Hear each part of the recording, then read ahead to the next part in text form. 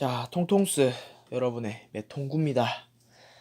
이제는 사회적 불평등이라는 내용을 좀 자세히 유형별로 배울 건데 그렇게 어려운 건 아니에요, 사실. 그래서 여기에서 나오는 기출 문제는 이제 마지막쯤에 배울 이제 빈곤과 관련된 내용입니다. 그래서 상대적 빈곤과 절대적 빈곤이 가끔 출제가 되는 형태니까 그 내용을 좀 유심 있게 봐주면 되고, 뭐 앞에 나올 사회적 소수자나 뭐 성차별, 성평등 이런 내용은 사실 시험에는 안 나오는 부분이지만 제 생각에는 일단은 우리 현실 생활, 현실 사회에서는 가장 중요한 그러한 문제가 아닐까라고 생각해서 사실 시험과 기출 시험과는 사실 조금 거리가 있다 하더라도 그래도 우리가 좀 알아두면 좋을 것 같다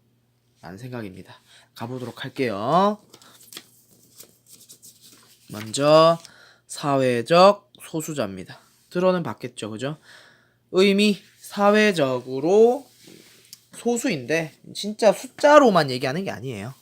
신체적, 문화적 특징으로 인해서 주류 집단으로부터 구분되어서 차별을 받는 집단입니다.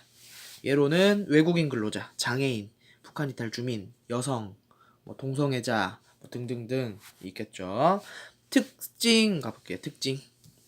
사회적 소수자의 특징. 인종, 국적, 신체적 특징 등 다양한 요인에 의해서 사회적 소수자로 분류가 됩니다. 그 특정 사회와는 좀 다른 그런 문화를 갖고 있거나 그런 신체적 특성을 갖고 있다라고 한다면 사회적 소수자로 구분될 수 있다는 거죠. 다음 두 번째, 수적으로 적은 것이 아닌 권력 관계로 나타난다. 수가 아주 적지만 권력을 굉장히 많이 갖고 있는 계층이 있어. 그렇다면은 그들을 사회적 소수자라고 봐야 되는가? 아닙니다. 사회적 소수자는 쉽게 말해서 차별을 받는 약자의 측면을 가진 거예요. 약자의 입장이기 때문에 권력의 관계에서 약자라고 보면 됩니다. 그래서 단순한 숫자가 적다. 사회 속에서 차지하고 있는 숫자가 적다라는 걸로 사회적 소수자를 구분하는 건 아니다. 이름에서 낚이지 말라. 사회 과목은 보통 이름에서 특성이 드러나 있지만 사회적 소수자는 약간 낚일 수 있다는, 함정이 있을 수 있다는 점입니다. 사회적 소수자지만 숫자가 다가 아니다. 세 번째, 소수자의 집단 구성원이라는 이유로 차별을 받는다. 소수자의 구성원이다 라는 이유로 차별을 받고 있고요. 네 번째와 연결이 되죠. 스스로 차별받는 구성원이라는 인식을 가진다는 거예요. 이게 좀 안타깝죠. 이런 문장 자체가 좀 안타까워요. 그래서 우리나라도 사실 사회적 소수자에 대한 차별이 없다라고 얘기할 수가 없죠. 저는 아직까지 좀 차별이 굉장히 많은 것 같다라고 개인적으로 좀 느끼고 있어요. 차별을 얼른 해결해야 될 텐데, 그죠? 어떻게 해결해야 되는지 밑에 봅시다. 그다음 일단은 다섯 번째, 사회나 시대에 따라서 상대성을 갖는다. 무슨 말이냐? 사회적 소수자는 영원한 사회적 소수자가 아니라는 거예요. 한 번 사회적 소수자는 영원한 사회적 소수자가 아니다. 왜냐? 외국인 근로자를 생각해 봅시다. 외국인 근로자들은 우리나라에 온 외국인이죠. 외국에서 우리나라로 돈을 벌기 위해, 일을 하기 위해 오신 분들이 외국인 근로자죠. 그죠? 우리나라에선 그들이 사회적 소수자야. 근데 그들이 자기네 나라로 돌아가면 사회적 소수자일까? 아니죠. 사회가 달라지니까 그들은 사회적 소수자가 아니라 주류 집단이 되는 거예요. 왜냐? 그들의 나라로 돌아갔으니까. 그죠? 그렇게 시대나 사회에 따라서 사회적 소수자의 개념이 바뀔 수 있다는 거. 상대성을 갖고 있다는 거. 해결 방안. 이 사회적 소수자에 대한 차별을 줄이기 위한 방안. 개인적 차원에서 개인이 할 수 있는 거. 타인에 대한 편견을 배제하고, 평등 의식과 관용의 전통이 왜 나오지 갑자기? 평등 의식과 관용의 자세가 필요하다는 겁니다. 관용의 자세, 그러니까 용서하는 마음 또는 이게 베풀어 주는 마음. 그래서 적응을 좀 못하는 사회에 아직 익숙하지 않은 사회적 소수자가 있다. 그럼 그들을 이해해주고 또 우리와 좀 다르다고 해서 이상하게 보는 게 아니라 그들의 뭔가 문화가 있거나 혹은 그들만의 생각, 가치관이 있구나. 세상의 사람들은 모두 다르니까 그와 같은 개념으로 본다면 다르다는 이유로 차별해선 안 된다라는 내용을 알 수 있습니다. 자, 개인적으로 우리가 그렇게 자세를 가져야 되고요. 이게 좀 많이 안 되는 부분이 많아. 아직까지도 차별적인 의식을 갖고 있는 사람들이 많아요. 그 다음에 사회적 차원. 사회적으로 그럼 우리는 어떻게 해야 될까? 제도를 마련해야겠죠, 당연히. 사회적 소수자를 배려하기 위해서 제도를 마련해야 됩니다. 이 제도에 대해서는 다음 주에 사회보장제도와 관련해서 좀 자세히 배울 거고요. 여러분들이 알고 있는 제도로는 뭐 그러니까 북한 이탈 주민들을 위해서 대학에서 특별 전형이 있죠. 입학 전형. 뭐 그런 것들. 장애인들 의무 고용을 할 수 있게끔 제도를 만들었다거나 그런 것들. 또 공공교육이나 캠페인 같은 걸로 사람들이 차별의식을 갖지 않도록 평등한 것이 중요하다라는 이 생각을 갖도록 교육을 강화해야겠죠. 두 번째 갑니다. 사회적 소수자 끝나고 이제 성평등입니다. 성평등. 성이 평등하지 않은 게 불평등이죠.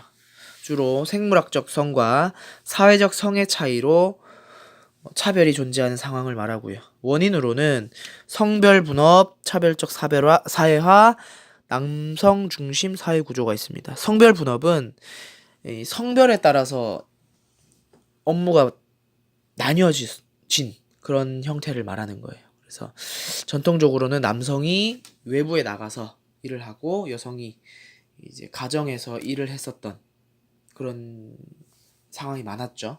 그로 인해서 고정관념이 생겨버렸다는 겁니다. 그래서 성에 대한 이미지가 고착화되고 불평등한 그런 아무래도 안타까운 일이 벌어질 수 있다. 두 번째, 차별적 사회화. 성 역할에 대한 사회화가 있어요. 우리는 어릴 적부터 책이나 만화, TV, 인터넷 또 우리 주변의 사람들로부터 남자는 예를 들어서 울면 안 된다. 여자는 조신해야 된다. 뭐 너무 크게 웃어도 안 되고 여자에겐 남자가 먼저 대시해야 된다. 이런 식의 그런 고정관념을 교육받습니다. 교육받는다는 것 자체가 후천적 교육 자체가 사회화잖아요. 그죠? 우리가 배운 거에 따르면 그런 성 역할에 대한 고정관념을 사회화하기 때문에 우리가 이성에게 혹은 동성에게 고정관념을 가질 수밖에 없다라는 겁니다. 그러면 굉장히 안 좋겠죠. 그죠? 그리고 세 번째, 남성 중심 사회 구조. 그래서 우리나라는 특히나 남성 중심의 가부장제나 또 여성이 일을 해야 된다. 집안일을 해야 된다. 그런 것들이 남아있기 때문에 똑같이 결혼을 했어도 똑같이 직장을 갖고 있어도 직장 마치고 돌아오면 뭐 애는 엄마가 봐야 되고 아빠는 도와주는 역할을 하고 뭐 이런 식의 차별적인 행동을 했었죠. 요즘은 많이 줄어들었을 텐데 아직까지도 완전히 없어진 건 아니다. 해결 방안. 의식적으로는 우리가 성에 대한 고정관념을 버리고 상호 존중하는 자세를 함양해야 됩니다. 또 요즘에 보면은 성에 대해서 생각이 굉장히 넓어지고 있어요.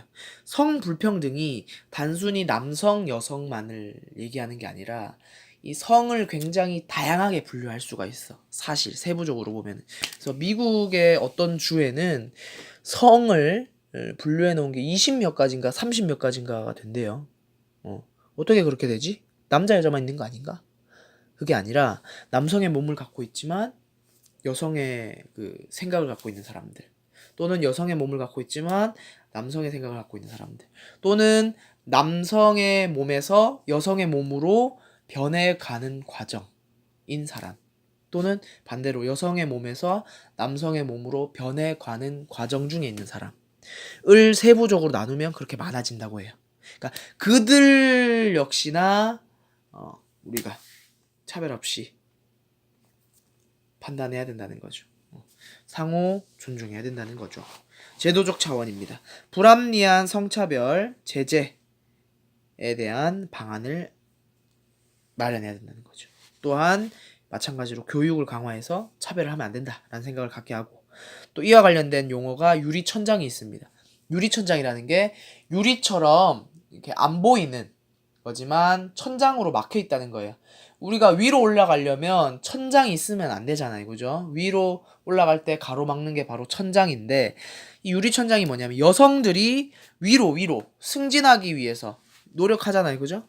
회사에서 막 노력한단 말이에요. 근데 어느 순간 승진이 안 돼. 어느 순간까지만 승진이 되고 그 이상 안 돼. 그러면 유리천장에 막혔다. 유리천장을 실감했다. 뭐 이런 표현을 쓰거든요. 유리천장이라는 보이지 않는 벽이 여성의 승진을 가로막는 형태를 유리천장 효과라고 합니다. 왜냐? 이 사회적으로도 아직 여성에 대한 차별적 시선이 남아있는 거예요. 그런 것들. 그 다음에 드디어 빈곤입니다. 이게 바로 기출로 주로 나오는 문제예요. 봅시다. 빈곤 의미, 기본적 욕구 충족에 필요한 것이 부족한 형태를 빈곤이라고 하고요. 빈곤이 발생하는 원인은 개인적으로 봤을 땐 근로 능력이 없어졌다, 일을 할 수가 없다라거나, 아니면 일할 능력, 성취 동기가 없다, 일할 의지나 능력이 없어서. 사회적으로는 교육의 불평등, 교육을 받지 못해서, 또는 일자리가 부족하거나 사회보장 제도가 미비해서 빈곤하다. 그래서 빈곤의 유형입니다. 이 빈곤의 유형이 이제 기출인 거예요. 봅시다. 빈곤의 유형을 나누자면 객관적 빈곤과 주관적 빈곤이 있어요. 객관적 빈곤과 주관적 빈곤을 나누는 기준은 빈곤을 나누는 기준이 있냐 없냐야. 그래서 객관적 빈곤은 빈곤이라는 거에 대한 객관적 기준이 있다라고